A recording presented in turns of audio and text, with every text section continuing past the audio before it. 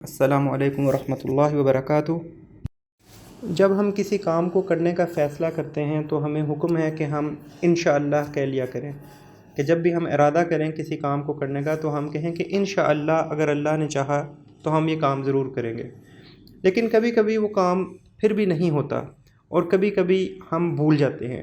تو اس سلسلے میں اللہ تعالیٰ نے ہمیں ایک اگلی ہدایت بھی دی ہے۔ یہ سورہ کہف میں آیت نمبر 24 ہے، جس میں اللہ تعالیٰ کہتے ہیں اذا نسیت وقل عسى ان يهدياني ربي لاقرب من هذا رشدا، کہ جب کبھی تم کچھ بھول جاؤ تو یہ کہو کہ شاید کہ میرا رب مجھے اس سے کسی بہتر رستے کی طرف ہدایت دے۔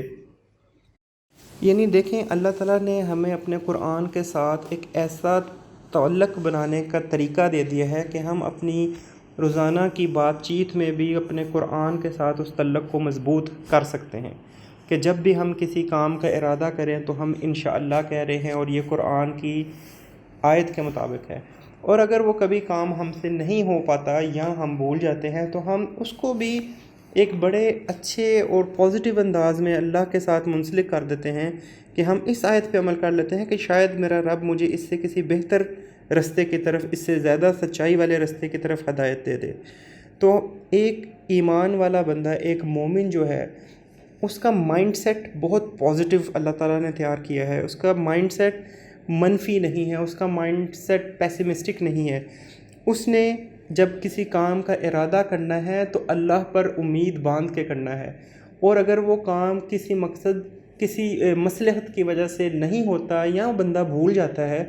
تو اس کو بھی ایک بہت پازیٹیو انداز میں اس کا وہ سمجھتا ہے اور ایک پازیٹیو مائنڈ سیٹ کے ساتھ لے کر چلتا ہے کہ شاید میرا رب مجھے اس سے بہتر رستے کی طرف ہدایت دے۔ اسی طرح اللہ تعالیٰ نے قرآن پاک میں اور بہت سے ایسے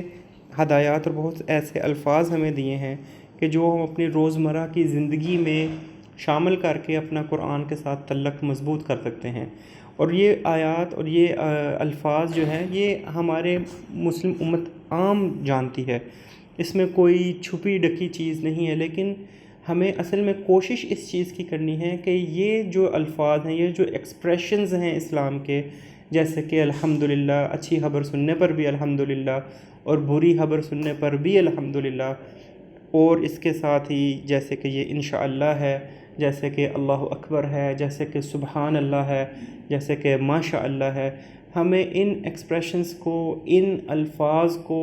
جو کہ قرآن پاک کی کسی نہ کسی آیت کی وجہ سے ہم تک پہنچے یا رسول اللہ صلی اللہ علیہ وسلم کی سنت میں سے ہم تک پہنچے،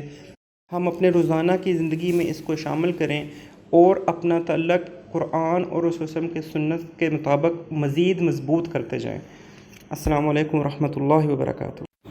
اللہ تعالیٰ ہمیں اپنے دین کی سمجھ، اپنے نبی سے محبت اور